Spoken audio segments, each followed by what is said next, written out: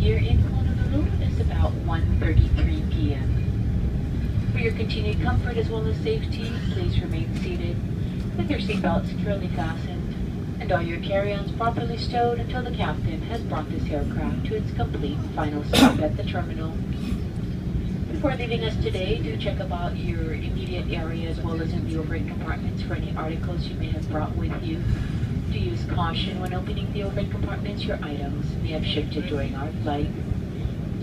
Here in Honolulu, we use 2 doors for disembarking, 2 most forward left-hand doors. Do watch your step. There is a slight floor level change onto the jetway system. And continue to refrain from smoking until you're well within the designated smoking areas. For our guests who need wheelchair assistance, kindly remain seated until the main flow of passengers have disembarked.